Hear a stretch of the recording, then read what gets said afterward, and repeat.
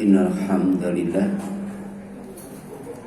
nahmaduhu wa nasta'inuhu wa nastaghfiruh wa na'udzu billahi min syururi anfusina wa sayyiati a'malina may yahdihillahu fala mudilla lahu wa may yudlil fala hadiyalah.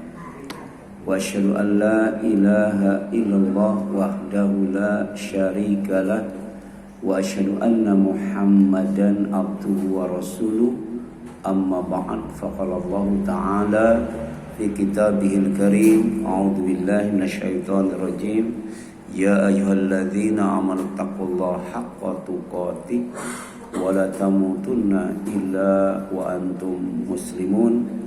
Wa qala Rasulullah sallallahu alaihi wasallam, ittaqillah haitsu ma kunta wa atbi'is sayyi'atal hasanata tamhuha wa khaliqin nas bi khuluqin hasan.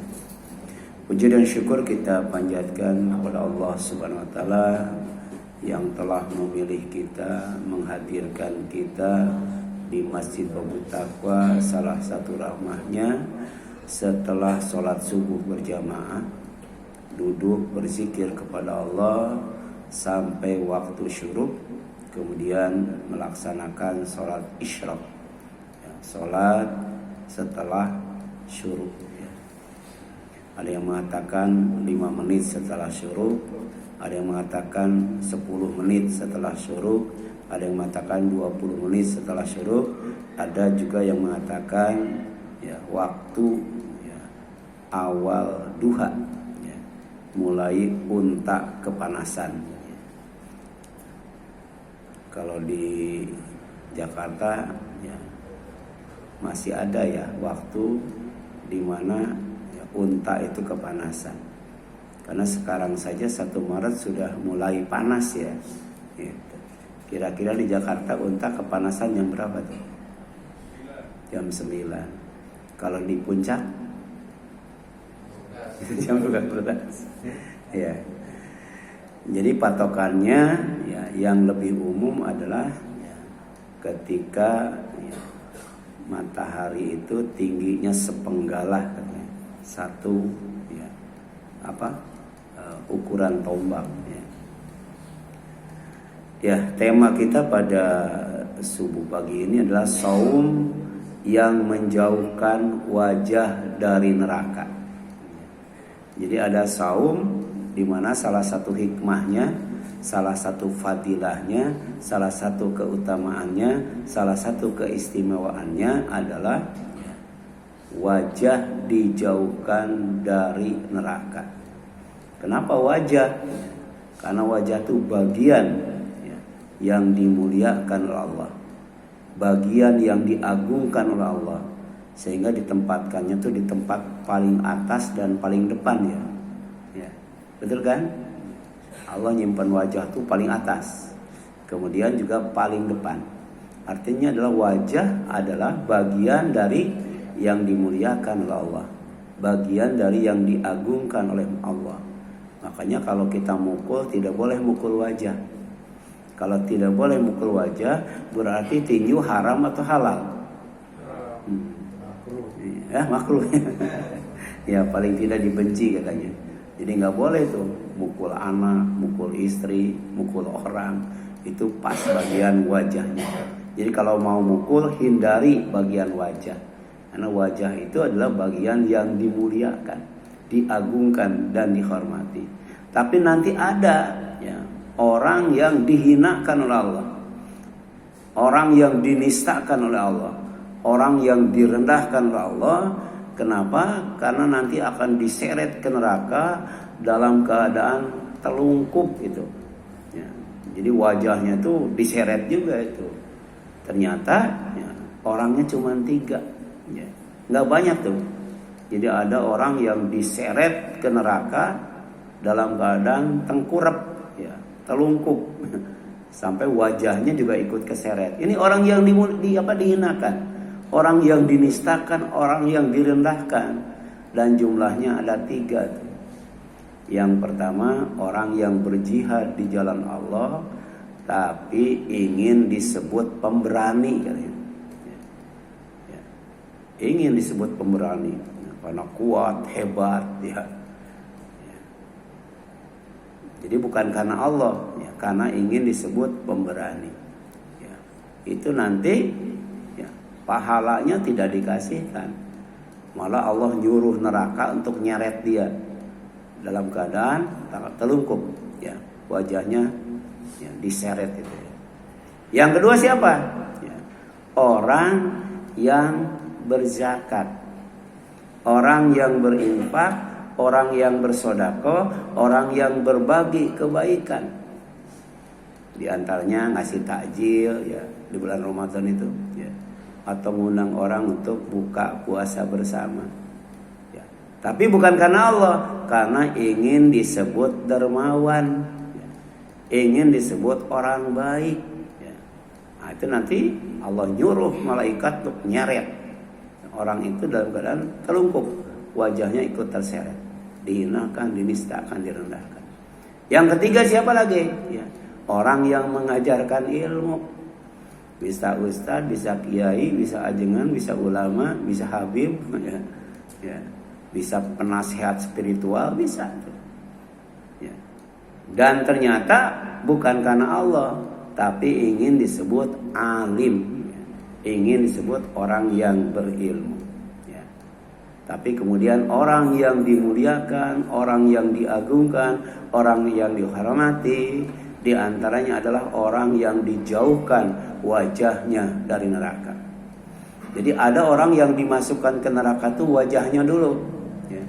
Ada juga yang dimasukkan ke neraka itu kakinya dulu. Mending mana? Mending kaki dulu, mending wajah dulu. Walaupun tidak dibelenggu, walaupun tidak dirantai, walaupun tidak diborgol, walaupun tidak diikat, tapi tetap dihinakan, dinistakan, direndahkan. Kenapa? Karena diseret oleh malaikat. Gara-gara tidak ikhlas dalam beribadah dan beramal soleh. Ya, terutama ketika berjihad, ketika berderma, dan ketika mengajar ilmu. Ya. Ingin dikatakan hafid, ya, orang yang hafal ya, Al-Quran 30 juz ya. Tapi juga ada ya, orang yang dimasukkan ke nerakanya itu dalam keadaan dirantai, diborgol itu ya, diikat itu. Rantainya aja itu 70 hasta itu rantainya. Karena penghuni neraka itu tinggi-tinggi, besar-besar, kulitnya juga tebal-tebal tuh ya. Dirantai, dibelenggu, diborgol ya, kemudian dalam keadaan seperti itu tak berdaya ya, dilemparkan ke neraka ya. Jadi ada yang tidak terikat, tidak terbelenggu, tidak terantai, terborgol, tapi kemudian diseret ya dalam posisi terlungkup. Ada juga yang diikat dulu, dirantai dulu, diborgol dulu, baru dilemparkan ke neraka. Na'udzubillah min dzalik. Tapi kemudian bulan Ramadan adalah bulan dibukakan semua pintu surga dan bulan ditutupkan semua pintu neraka. Bulan Ramadan adalah kesempatan emas ya, dijauhkan dari neraka dan dimasukkan ke dalam surga. Bulan Ramadan adalah bulan meraih kemenangan yang hakiki dan abadi ya.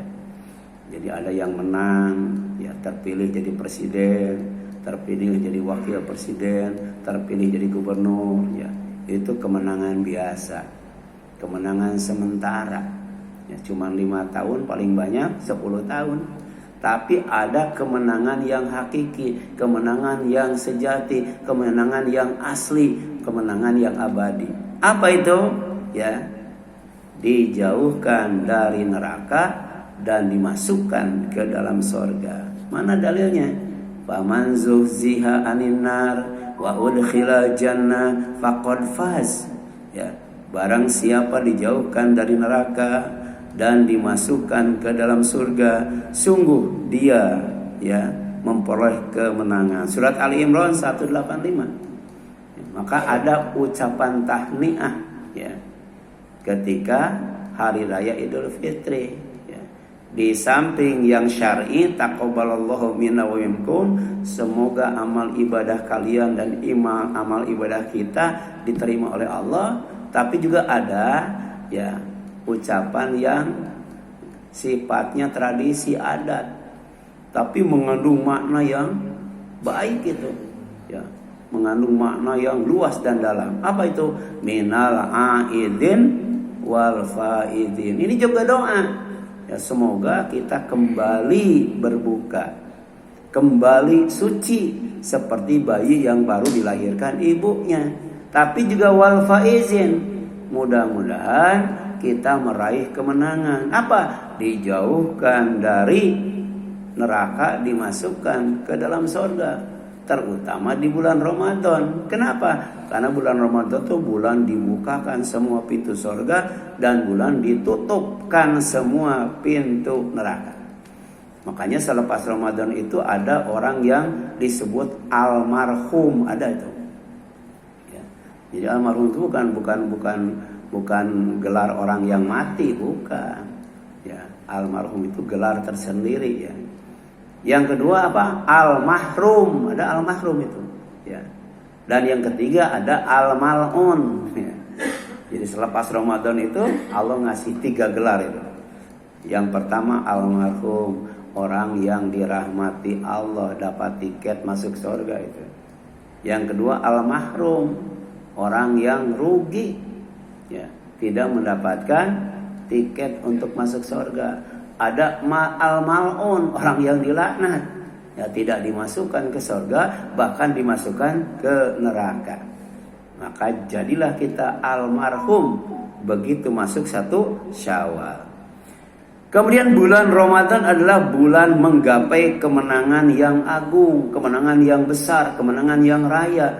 Ya, bukan hanya kemenangan saja, tapi juga fauzan azima, al-fauzul azim, kemenangan yang sangat besar. Ya, kenapa? Ya, karena bulan Ramadan itu bulan iman. Tingkatkan iman tuh kalau kita mau mendapatkan kemenangan yang sangat besar.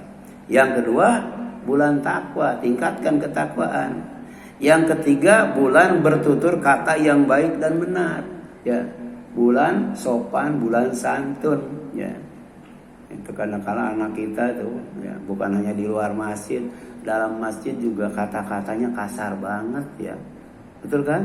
Coba aja, ya. Itu di atas, ya. Bapak-bapak coba sholat di atas tuh, ya. Itu kata-katanya tuh luar biasa, padahal di masjid, apalagi di luar masjid, ya. Dan ini tidak pantas, tidak layak untuk, ya, dilakukan di bulan Ramadan. Kenapa? Karena bulan Ramadan itu bulan bertutur kata yang baik dan benar, sopan dan santun, lemah dan lembut, ya. Baik terhadap, ya, sesama, apalagi terhadap yang lebih tua, ya. Bahkan ada dalam Islam, ya, anak itu tidak boleh menyebut nama orang tuanya, nggak boleh itu, ya. Tapi itu dijadikan candaan, ledekan, guyonan anak-anak kita, ya. Kalau di Bandung itu biasanya kalau bercanda menghina itu, ya, yang dipanggil adalah, ya, pekerjaan orang tuanya, ya. Donat lu, odadeng lu, ya, apalagi itu, ya. Cilok lu, kan gitu, karena bapaknya tukang cilok, ya. Nah, yang lain ngehina lagi, ya, siomay lu, kan gitu, itu nggak boleh tuh, ya, ya. Tapi ada juga, ya, yang langsung, ya, dengan menyebut namanya, Ujang lu, Asep lu, karena bapaknya Ujang itu nggak boleh, ya, menyebutkan nama bapaknya. Makanya kalau kita tidak mau disebut nama bapak kita juga tidak boleh menghina orang lain dengan menyebut bapaknya. Otomatis kan, ya. Kalau kita menghina orang dengan menyebut bapaknya, maka orang itu juga akan menghina kita dengan menyebut bapak kita. Padahal tidak boleh, ya. Kita menyebut, ya, nama orang tua, ya. Panggil aja ayah, bapak, abi, ya, apalagi itu, ya, ya, abah dan sebagainya, ya. Maka sekali lagi, bulan Ramadan adalah bulan bertutur kata yang benar dan baik, yang sopan santun, lemah lembut. Yang keempat, bulan Ramadan itu bulan amal soleh, ya, bulan ampunan, ya. Maka ternyata ada 3 amalan utama untuk mendapatkan ampunan yang luar biasa, ya. Ampunan untuk semua dosa masa lalu. Apa itu? Saum Ramadan sebulan penuh dengan dasar iman dan ikhlas. Sholat tarawih sebulan penuh dengan dasar iman dan ikhlas. Kemudian apa lagi? Ya, beribadah pada malam Lailatul Qadar. Walaupun satu malam, kalau dilakukan dengan iman dan ikhlas, ghufira lahu ma taqaddama min dzanbih, pasti diampuni semua dosa yang telah lalu. Kenapa? Karena ada 3 pilihan. Karena kadangkala orang tidak bisa melaksanakan semuanya, ya. Ada orang yang tidak saum, ya, karena tidak mampu saum, ya. Atau kemudian karena ada udzur, ada halangan, ya. Karena pekerjaan, karena umur dan sebagainya. Maka ada pilihan yang kedua. Kalau mau diampuni semua dosa lalu, ya apa? Ya, sholat tarawih. Ya. Kira-kira sholat tarawih dengan saum beratan mana ya? Berat sholat tarawih, berat saum. Ya. Kalau saum kan 14 jam ya. Kalau sholat tarawih, ya itu dengan sholat isya, dengan sholat dengan ceramah itu 8:30 sudah selesai ya. Tapi kalau itu dilaksanakan dengan iman dan ikhlas, ghufira lahu ma taqaddama min dzanbi. Ya, ternyata sholat tarawih juga nggak bisa, saum juga nggak bisa karena udzur syar'i, ya, karena halangan. Ada pilihan yang ketiga, ya, kita dapatkan malam Lailatul Qadar dan kemudian pada malam itu kita gunakan untuk ibadah, untuk tadarus, untuk tilawah, ya. Untuk apa? Ya, untuk membaca, mengkaji buku-buku Islam, ya, dan lain sebagainya, ya. Berzikir dan berdoa, memperbanyak kalimat Allahumma innaka afwun tuhibbul fa'fu anni. Yang kelima apa? Bulan taat kepada Allah dan Rasulnya. Ya, kalau kita taat kepada Allah dan Rasulnya, Allah kasih kita nikmat. Apa nikmatnya itu? Sorga bersama para nabi, para siddiqin, para syuhada dan para solihin. Jadi bisa jadi ya kita itu sorganya beda dengan para nabi, tingkatannya beda, levelnya beda. Demikian juga dengan para siddiqin, para syuhada dan para solihin. Tapi kemudian salah satu kesenangan penghuni sorga itu yatazawaruna, saling mengunjungi. Ya, saling mengunjungi, ya. Misalnya saya di level 13, ya. Pak Haji Talkisto di level 50, ya. Bakal ketemu, ya. Misalnya Pak Haji Talkisto kangen dengan saya, akan mengunjungi saya. Saya kangen dengan Pak Haji Talkisto, itu saya akan mengunjungi Pak. Jadi saling mengunjungi itu, ya. Jadi kalau kita mau tahu ciri ahli surga, waktu di dunianya dia saling mengunjungi satu dengan yang lainnya. Ini kesempatan di bulan Ramadan, ya. Ya, misalnya ya nanti Ahad besok, Ahad sekarang ya. Ahad sekarang buka bersamanya di rumah siapa gitu ya. Kemudian Ahad besoknya di rumah siapa, Ahad besoknya di rumah siapa lagi. Sehingga kita dikasih kesempatan untuk saling mengunjungi satu dengan yang lainnya. Tidak hanya mengenal namanya saja, tapi juga mengenal rumahnya dan situasi rumahnya. Itulah yang disebut ta'aruf. Saling mengenal namanya, saling mengenal tempatnya, dan saling mengenal keadaannya. Para sahabat tahu itu. Kalau ada orang kenapa tidak sholat berjamaah, tahu dia punya utang katanya Rasulullah.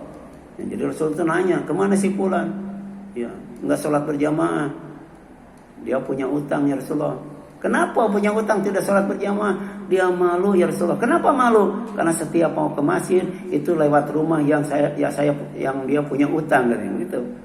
Kata Rasul, kita kumpulkan zakat, infak dan sedekah. Kita kunjungi, ziarahi rumahnya. Kita kasih ya untuk membayar utangnya. Dan ternyata setelah lunasi utangnya ke masjid lagi itu, ke masjid lagi, ya. Itu yang namanya apa? Ya. Ziarah, saling mengunjungi. Kemudian ketika Rasul nanya, kemana si fulan itu nggak sholat berjamaah? Burungnya mati ya Rasulullah, gitu ya. Jadi ada orang yang hobi miara burung ada tuh. Ternyata burung kesayangannya mati. Ya. Ketika ditanya kenapa, ya. Gara-gara burung kesayangannya mati tidak kemudian sholat berjamaah, kata dia, ya, dia tidak punya duit untuk beli burung lagi ya Rasulullah. Ya kita kumpulkan, ya kita datangi rumahnya, kita kunjungi rumahnya, kita ziarahi rumahnya, kemudian kita ya berikan uang kepada dia supaya dia bisa beli burung lagi. Ya ternyata setelah itu sholat lagi. Ya jangan kita vonis pasif dia, munafik dia, gitu kan? Ya nggak pernah ke masjid lagi kan? Jadi suudzon. Ya, supaya tidak suudzon apa? Ya tazawaruna, saling menziarahi. Dan itu ternyata ya karena di dunia suka begitu, maka di akhirat juga nanti akan saling menziarahi. Jadi disenangkan, dinikmatkan di sorga bersama teman-teman yang terbaik. Apa itu? Al-anbiya ya. Apalagi wasiddiqin, apalagi wasyuhada, apalagi wasolihin ya. Nah, kemudian di sini jelaskan ya ayyuhalladzina amanu, wahai orang-orang yang beriman, ittaqullah, hendaklah kalian bertakwa kepada Allah. Wa qulu qawlan sadida, dan berkatalah dengan perkataan yang benar ya. Jaga iman, jaga takwa, jaga lisan ya. Ya, itu perintah Allah ya. Al-Ahzab 70-71. Dalam tafsir Al-Muyassar dijelaskan ya ayyuhalladzina saddaqallah wa rasulahu wa amilu bisyar'ihi, wahai orang-orang yang beriman kepada Allah dan Rasulnya serta mengamalkan syariatnya ya. Iman kepada Allah, iman kepada Rasul, amalkan syariatnya. Apa syariatnya? Allah itu pertama Al-Quran ya. Apalagi Islam, karena Al-Quran dan Al-Islam itu adalah risalah yang dibawa oleh Rasulullah. Walladzi arsala rasulahu bil huda wa dinil haq. Dialah Allah yang telah mengutus Rasulnya yaitu Nabi Muhammad SAW bil huda, dengan membawa petunjuk bil Quran ya. Wa dinil haq, dan agama yang benar. Al-Islam itu syariat yang harus kita amalkan. I'malu bi taati, amalkan dengan dasar taat. Artinya jangan mendahului, nggak boleh itu ya. Jadi seperti kita diajarkan baris berbaris dan sholat berjamaah ya. Kalau belum gerak nggak boleh itu bergerak ya. Kalau sholat kalau belum bar nggak boleh gerak ya. Allahu Akbar, nah baru kita Allahu Akbar gitu ya. Kemudian Allahu Akbar, baru Allahu Akbar. Itu namanya taat ya. Demikian pula taat kepada Allah dan Rasulnya. Surat Al-Hujurat kan ya, ayat pertamanya, wahai orang yang beriman, janganlah kalian mendahului Allah dan Rasulnya. Nggak boleh itu ya. Tapi lelet juga nggak boleh. Masih ada itu, imam sudah Allahu Akbar ya, bangkit dari sujud atau Allahu Akbar baru membaca tahajud, tasyahud, dia masih sujud. Masih ada nggak tuh? Masih ada, nggak boleh itu ya. Mendahului nggak boleh ya, bareng juga nggak boleh, tapi terlalu lama dari bar ya, sudah bar masih aja sujud, masih aja ruku, masih aja berdiri, nggak boleh itu ya. Itu namanya bukan taat ya, bukan taat. Kemudian apa ya? Wajatanibu maksiatihi ya. Jauhi maksiat kepada Allah. Wala tastahiqu bidzalikal iqab. Jangan sampai kamu termasuk orang yang pantas mendapatkan azabnya ya. Jadi kalau tidak taat kepada Allah, bahkan maksiat kepada Allah, maka kita termasuk mustahik, orang yang berhak mendapatkan azab Allah Subhanahu wa taala. Wa qulu fi jami'i ahwalikum wa syu'unikum qaulan mustaqima. Dalam segala keadaan, di rumah, di pasar, di masjid ya, sedang sehat, sedang sakit, sedang bahagia, sedang sedih, berkatalah berkata yang benar, berkatalah berkata yang baik, berkatalah berkata yang lurus ya. Ketika sehat, ketika sakit, ketika senang, ketika susah, ketika marah ya, ketika tidak marah, tetap bahasanya itu bagus ya. Biasanya orang kalau bahasanya jelek itu ketika marah atau ketika senang? Ketika marah baru itu kebun binatang keluar semua tuh. Nah, itu berarti tidak qaulan sadida, atau tidak berkata dengan qaulan mustaqimah, ya, perkataan yang tegar, tetap, ya. Ya. Kemudian muwafiqan lis-shawab, ya. Kemudian khalian minal kadzib wal batil. Yang dimaksud dengan qaulan sadida itu adalah yang sesuai dengan kebenaran. Kemudian tidak ada di dalamnya kebohongan dan kebatilan. Ya. Tidak boleh ngomong bohong, tidak boleh ngomong batil, ngomong batil. Nah, kalau kita bisa bisa iman, bisa takwa, kemudian bisa menjaga lisan, yuslih lakum a'malakum. Allah akan mensolehkan amal kita. Jadi kalau kita rajin ke masjid, rajin ngaji, rajin berzikir, rajin infak, zakat dan sedekah, rajin sholat berjamaah, itu sejatinya bukan karena kita hebat, tapi karena disolehkan oleh Allah.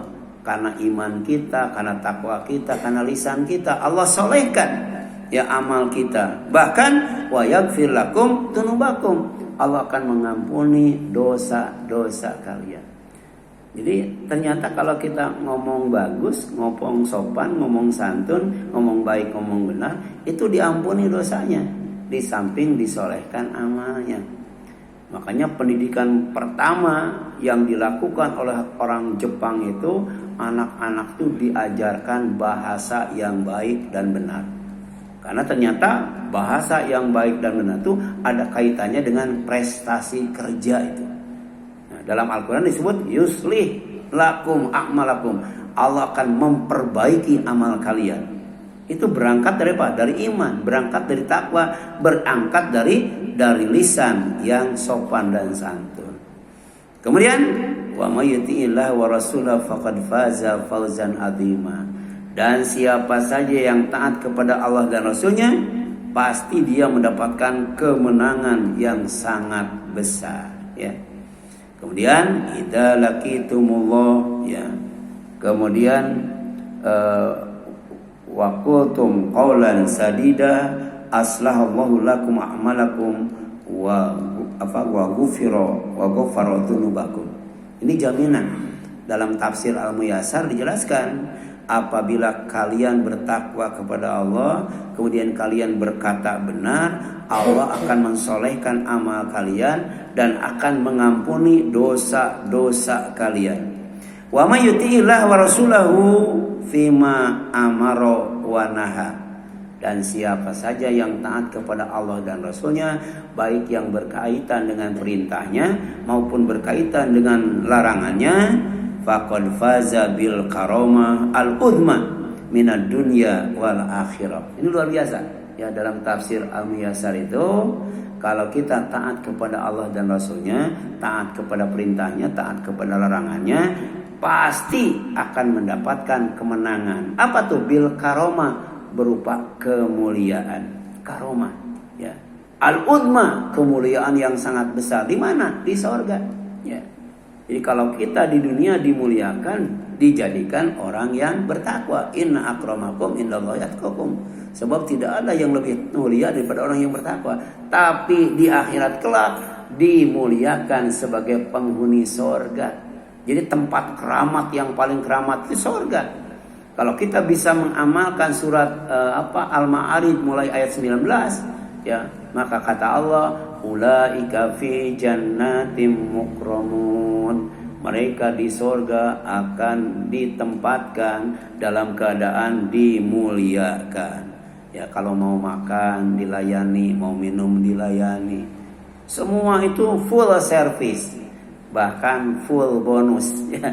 La walahum fiha ma yashauna waladaina mazid. Untuk mereka itu ada apa yang mereka kehendaki, ada semua itu, ya. Tapi dalam waktu yang sama di sisi kami ada tambahannya, ada bonusnya, ya.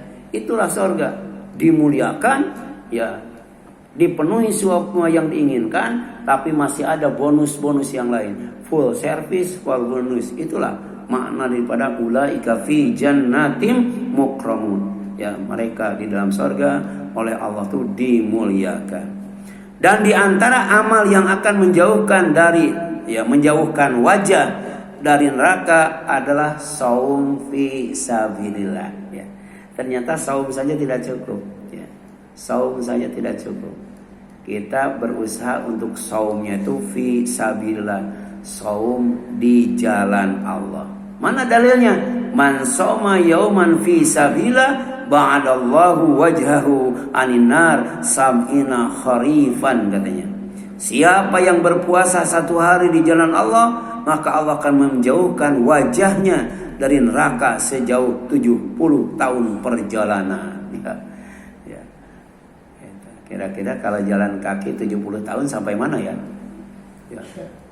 Jadi neraka tuh dekat banget dengan manusia tuh. Bahkan pintunya tuh 11 bulan dibuka lebar-lebar. Tapi di bulan Ramadan ditutup rapat-rapat, dijauhkan. Dan bagaimana caranya menjauhkan diri dari neraka? Usahakan saumnya tidak hanya saum saja, tidak hanya iman dan ikhlas, tapi usahakan saumnya itu fi sabilillah, saumnya itu di jalan Allah. Dan ini ada kaitannya dengan ya bulan Ramadan, bulan dibukakan semua pintu sorga. Bagaimana supaya kita bisa masuk sorga ketika pintu sorga itu dibukakan? Coba, kalau pintu sorga ditutup, kira-kira kita bisa masuk nggak? Nggak bisa, karena ada penjaganya. Kalaupun tidak ada penjaganya, bisa nggak buka pintu sorga? Pintu sorga itu daun pintunya itu seluas kurang lebih sepanjang Pulau Jawa lah, 1000 km lebih itu pintunya tuh. Ya, kira-kira kalau ada pintu 1000 km lebih itu bisa dicabut, bisa dibuka nggak tuh? Yang cuman bisa buka siapa? Malaikat penghuni sorga. Orang yang takwa kepada Allah akan dibukakan pintu sorga. Tapi kemudian bagaimana caranya supaya kita masuk sorga? Ya, di samping saum dengan iman dan ikhlas, ya juga saumnya fi sabilillah. Nah, di sini ada ya kaitannya dengan bulan Ramadan sebagai bulan dibukakan pintu sorga lebar-lebar. Jadi di bulan Ramadan tuh masuk sorga gampang. Ya. Jadi jangan sombong ketika kita beramal soleh, ketika rajin ibadah, rajin ke masjid, bisa aja masuk neraka itu. Ya, karena ketika jarak dia dengan sorga tinggal 1 jengkal, Allah jadikan dia maksiat, jadikan dia amal jahat, ya, masuk neraka. Tapi ada orang yang kemudian jahat melulu, maksiat melulu, itu juga nggak boleh putus asa. Ya, sebab bisa jadi ketika jarak dia dengan neraka tinggal 1 jengkal, Allah jadikan dia orang saleh. Allah jadikan dia itu orang yang rajin ibadah. Sebab apa tadi? Kita bisa amal saleh karena disolehkan oleh Allah. Kita bisa ibadah karena ya ditolong oleh Allah. Ya, zikir saja, ya yang mudah di lisan berat ditimbang. Itu beratnya luar biasa, susahnya luar biasa kalau tidak ditolong oleh Allah. Demikian pula syukur, apalagi kemudian ibadah yang baik itu. Ya, minta tolong kepada Allah. Allahumma inni ala dzikrika wa syukrika wa husni ibadati. Ya. Nah, ini cara pertama membuka pintu sorga supaya kita bisa masuk sorga. Man anfaqo zaujain fi sabilillah. Siapa yang bisa ngasih dua pasang. Ya. 2 pasang itu ada yang diartikan 2 istri. Oh, ya. 2 istri itu, 2 pasang itu. Ya. Tapi bisa juga dua harta, 2 ekor kuda, 2 ekor unta, 2 ekor kambing, gitu kan? Bisa itu. Pokoknya 2 aja, 2 pasang. Ya, biasanya yang sepasang apa ya? Kambing sepasang ya. Jadi kita ngasih kambing jantan, kambing betina ya. Kemudian sapi jantan, sapi betina, ayam jantan, ayam betina ya. Gitu. Saya dulu ada jamaah di sini ya, yang sering ngasih ayam itu, ngasih ayam hidup itu. Ya itu. Cuman seekor. Nah, kalau mau 2 ekor ngasihnya. Jantan dan betina sepasang itu ya. Fisabilillah, tapi di jalan Allah, ya di jalan Allah, ya. Dalam rangka apa? Dalam rangka ibadah, dalam rangka dakwah, ya. Sebab ada orang yang asalnya malas ibadah, tapi kalau kita baikin jadi rajin ibadahnya, ya. Itu saya punya jamaah suami istri, ya, bukan hanya tidak pernah ke masjid, tapi benci banget sama pengurus masjid. Oh, ada itu, nggak pernah ke masjid dia, nggak mau ke masjid karena benci banget kepada pengurus masjid. Kenapa? Karena setiap pembagian zakat fitrah dia nggak kebagian, nggak dibagi dia tuh. Dia bandar cabai di pasarnya tuh, tapi nggak kebagian zakat, marah gitu. Nah, kemudian ketika saya jadi ketua panitia zakat, ya, saya dengar berita itu, saya kasih satu karung gede itu ya pas zakat fitrah. Itu rajin ke masjid tuh, rajin ke masjid. Tapi kemudian saya mengadakan satu kegiatan setiap sholat maghrib atau sholat isya itu masing-masing setor zakat, infak dan sedekah. Ada yang setor zakat, setor infak, setor sedekah. Kan di sana rata-rata pedagang. Kalau dagang itu kan itu setiap hari dikeluarkan zakatnya tuh. Itu banyak banget tuh terkumpul di masjid. Tapi yang pertama minjem orang itu, tapi nggak bayar tuh. Padahal dia bandar cabai. Tapi ada hikmah di balik itu, ya. Wa ati'is sayyi'atal hasanata tamhuha. Ada orang yang tidak baik, itu kamu ikuti dengan kebaikan. Insya Allah ya ketidakbaikannya itu akan dihapus oleh Allah. Tadi kan asalnya benci ke masjid jadi rajin ke masjid, ya. Asalnya benci kepada pengurus masjid jadi senang kepada pengurus masjid. Itu ada sahabat sebelum Islam benci banget kepada Islam. Sebelum Islam benci banget kepada Nabi Muhammad SAW. Itu namanya Khalid bin Walid. Tapi ketika mengenal Islam, ketika mengenal akhlak Rasulullah, dia masuk Islam. Dia katakan tidak ada agama yang paling aku cintai selain Islam. Tidak ada orang yang paling aku cintai selain Rasulullah. Itulah ya, mengikuti kebaikan, kejahatan dengan kebaikan. Ma'an anfaqo, siapa saja yang berinfak, zaujaini ya, sepasang ya, fi sabilillah, di jalan Allah ya, nudiya min abwabil jannah ya, orang itu pasti akan dipanggil oleh Allah dari pintu-pintu sorga ya. Setelah dibukakan dipanggil.